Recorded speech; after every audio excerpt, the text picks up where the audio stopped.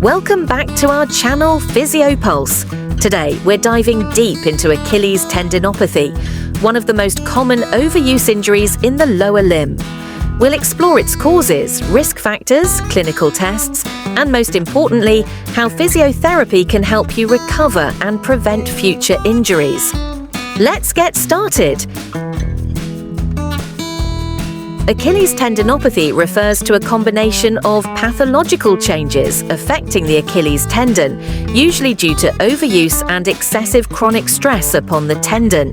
It can be seen both in athletes and non-athletes. It may or may not be associated with an Achilles tendon tear. It can be either insertional or mid-portion tendinopathy, depending on where the pain is located.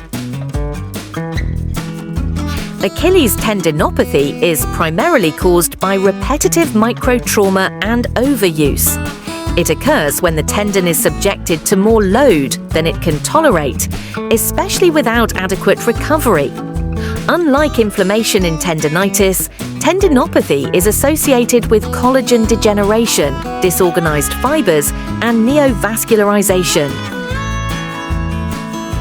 Several factors can increase the risk of developing Achilles tendinopathy, such as sudden increase in physical activity, poor footwear or training surfaces, tight or weak calf muscles, flat feet or overpronation, age, common in middle-aged recreational athletes, and obesity and metabolic conditions. Pain and stiffness along the Achilles tendon, especially in the morning, pain that worsens with activity, and tenderness and thickening of the tendon. Observation: looking for loss of muscle, atrophy, swelling, asymmetry, and redness of the skin, also known as erythema. Palpitation: felling the tendon will allow your healthcare professional to see if there is any localized tenderness on the tendon, as well as feel for nodules and thinking of the tendon. There is a test called Royal London Hospital test, can be used to diagnose Achilles tendinopathy. Here, the patient lies prone with their foot hanging off the edge of the table and the ankle in a neutral or slightly plantar flexed position. The examiner palpates the Achilles tendon for tenderness. The patient is then asked to dorsiflex and plantar flex their ankle, and the tender spot is repalpated in each position. The positive test indicates a reduction or absence of pain at the tender spot when the ankle is maximally dorsiflexed. Treatment isn't just about resting, it's about smart loading of the tendon to help it heal and adapt. The primary goal in treating Achilles tendinopathy is to improve the tendon's energy storage capacity. Think of the tendon like a spring. It needs to store and release energy efficiently. To do this, we use progressive exercises that load the tendon in different ways. Phase 1. Isometric loading. Isometric loading is the first phase. It helps reduce pain and maintain some strength. Start with Achilles tendon holds. You can do this on both legs or a single leg depending on your pain level. Hold the position either halfway up or fully on your toes. This phase is ideal for highly irritable tendons. Phase 2. Isotonic loading. Once your pain improves and morning stiffness reduces, move to isotonic loading. This strengthens the tendon and surrounding muscles like the soleus and gastrocnemius. Begin with seated calf raises, start light, and gradually increase resistance.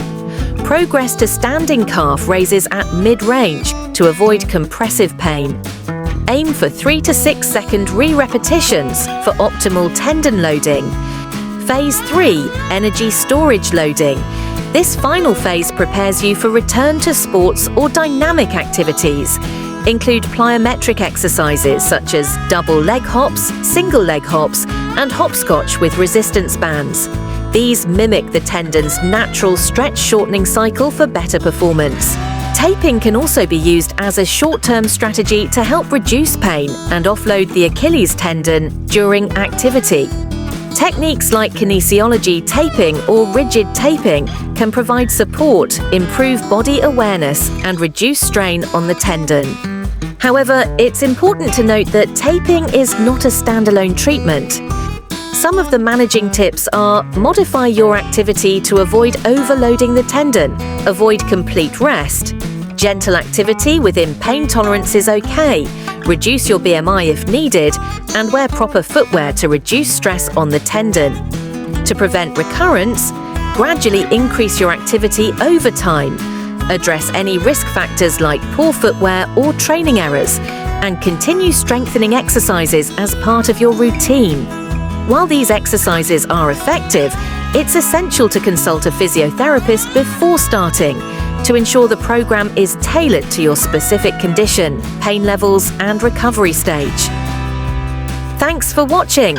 If you found this helpful, don't forget to like, share, and subscribe for more videos on physiotherapy and injury management. See you in the next video. Stay active, stay strong.